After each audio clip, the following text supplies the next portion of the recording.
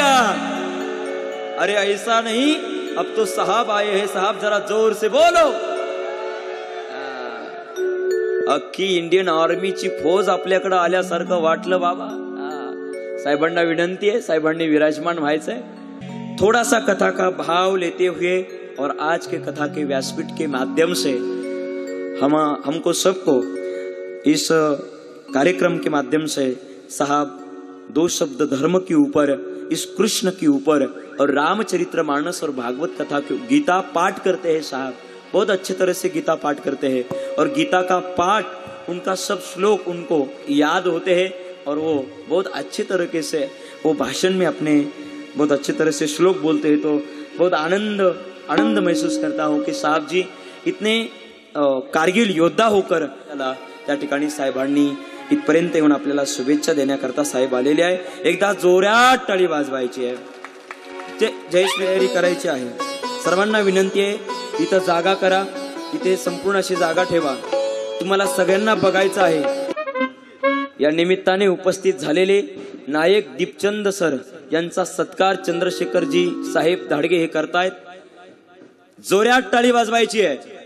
मुख्य वऱ्हाडी आजच्या कार्यक्रमाचे बोल भारत माता की धर्म की।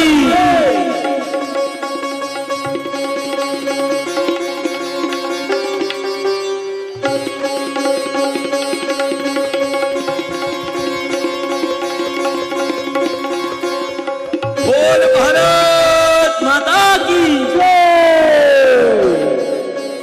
कृष्ण कन्हैया लाल की। राधे राधे राधे राधे। कि प्रभु आपकी कृपा से सब काम हो रहा है। जय हो जय हो। करते हो तुम कन्हैया, करते हो तुम कन्हैया, मेरा नाम हो रहा है। प्रभु आपकी कृपा से सब काम हो रहा है। जय हो। तो आज ये अखंड हरि नाम सप्ताह शिव लीला अमृत प्रायण व श्रीमद् भगवत कथा धाड़गे मला सिद्धेश्वर मंदिर नागर देवले जिला अहमदनगर सभी का मैं हार्दिक गहराइयों से वंदन करता हूं और राधे राधे करता हूं। देखो भगवत कथा तो महाराज सुना ही रहे हैं, लेकिन हम लोग कुछ सेकंड के लिए तो राम राज्य है। हम लोग बोलते हैं अखंड भारत, ये भारत कहाँ अखंड भारत है, कहाँ राम राज्य है। उस राम राज्य के लीजिए, एक भाई दूसरे भाई के लिए कितना व्याकुल था, एक भाई दूसरे भाई के लिए कितना त्याग देता था। 14 वर्ष तक जिसने अपनी खड़ाउंगलों की जो उनके पादुका जो लेके आए, चरण पादुका जो लेके आए थे, आप सोचिए भरत ने सिर्फ उनको देख करके, चरण पादुका को देख करके पूरा देश को अपना राज्य समर्पित किया। और आज हम लोग क्या करते हैं, भाई के जिंदा रहते ही हम लोग बोलते हैं हड़प लो इसकी साड़े की कुछ भी हो जाए। तो कौन से राम राज्य की बात कर रहे हैं आप बताइए, मैंने बताइए। उनको लेके सीता की 4 बहनें थी, वो भाभी जो भी अपने प्यार थी, रामचंद्र लक्ष्मण की, कितना प्रेम था। और आज देखिए भाई से पूछो, भाभी से पूछो, उनका एड्रेस हमसे बात ही नहीं होती, पता नहीं कौन है बोले। और जब पता करो तो यार बाप तो तुम्हारा एक ही है। तो मतलब आप सोचने वाली बात है ना, सगा मामा जिसने मेरी माँ बाप को बंदी बना के रखा हुआ है, उसके बाद में मैं जन्म हुआ और देखो पैदा होते ही माँ का दूध छीन चुका मेरे से और रातों रात गंगा पार करवा दिया। और जहां और जिस गंगा पार में गया मैं, जिस गांव में, वहां गांव वाले मुझे गाली दे रहे थे कि यार इस बच्चे की वजह से कभी पूतना आ रही, कभी कुछ आ रहा है, कभी कुछ आ रहा है। साला हम तो शांत थे, मतलब कभी कंस हमारी गैया को ले जाता, कभी कुछ ले जाता है। तो उसके बाद में बोला मेरी पीड़ा देखो ना। उसके बाद जब मैं थोड़ा बड़ा हुआ तो इंद्र भगवान ने अपना विकराल रूप दे दिया, तब मैंने वो गोवर्धन पर्वत उठाना पड़ा। तब भी मैं बदनाम था कि साला ये मतलब भगवान के आगे मतलब झुकाने की कोशिश कर रहा है। उसके बाद में जिस राधा को मैंने चाहा वो तो मिली नहीं मुझे, तो ये तो अपने स्वार्थ से जुड़ी हुई है सभी आदमी। तो ये सोचिए ना कि मुझे मतलब बचपन का प्यार त्यागना पड़ा। राधा तो उसका बचपन का प्यार था ना, मगर जितनी भी वो नारियां थी उन्होंने तो उनको आशीर्वाद दिया था ना, नाम दिया था ना। जो हम लोग बोलते हैं कि भाई 1000 या 1600 नारियां थी उनकी, उन्होंने तो खाली अपना नाम दिया था ताकि उनको कोई बदनाम ना करे, मगर प्यार तो नहीं मिला। तो त्याग देखिए ना भला। और आज भी ये युद्ध भूमि जो हो रही है ना, इसका निर्णय भी मुझे ही करना पड़ेगा, मेरे ऊपर ही दोष आएगा ना। तो ये चीजें जीवन का अगर हम लोग देखें, लक्ष्य है कि किस तरफ हम जा रहे हैं। आज दिखावा हो चुका है राष्ट्रों में, अपना पूरा शास्त्रों के अंदर लिखा होगा कि 10% अपना दान करिए, लेकिन हम कहाँ दान कर रहे हैं? आप बताइए मेरे को, दान कर रहे हैं क्या?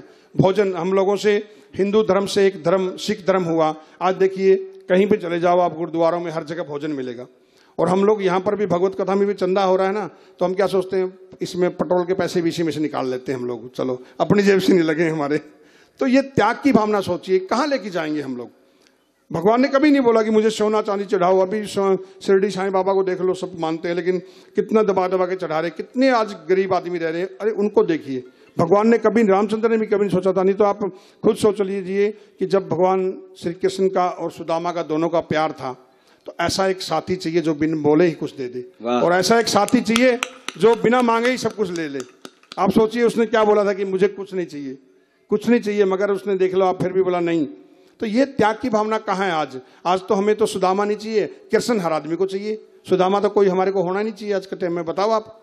तो ये सोचने वाली बात है। आज हम भगवत कथा अगर सुन रहे हैं और महाराज को भी यहाँ पर बुलाया है, तो उस चीज का हम लोगों ने बिल्कुल कि नंद के आनंद भयो जय कन्हैया लाल की। तो ये चीजें अब एक मजा आना चाहिए हमारे को कि हाँ भाई, हम लोग ऐसे बांके बिहारी जी की एक भागवत कथा सुन रहे हैं जो सदियों से, कितने साल हो गए, लेकिन आज भी उनका रंग फीका नहीं पड़ा ना।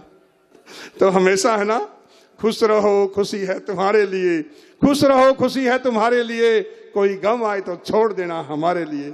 जय श्री राम। तो हमेशा हंसते खेलते रहो और खुश रहो। और फिर से मैं महाराज आपका भी और सभी भक्तगणों का भी हृदय गहराइयों से अभिनंदन करता हूं, और जोर से राधे राधे राधे राधे राधे राधे राधे। हिरो आहेत पण देवावर निष्ठा आहे, रामचंद्र प्रभूवर निष्ठा आहे, माझ्या कृष्ण कन्हैयावर निष्ठा आहे, आणि अजून सुद्धा सेवारत आहे। एकदा जोरदार टाळ्या वाजल्या पाहिजे सरांसाठी। जय श्री कृष्ण सर्वांनी जोरात म्हणायचं राधे श्याम, जोर से बोलना पड़ेगा।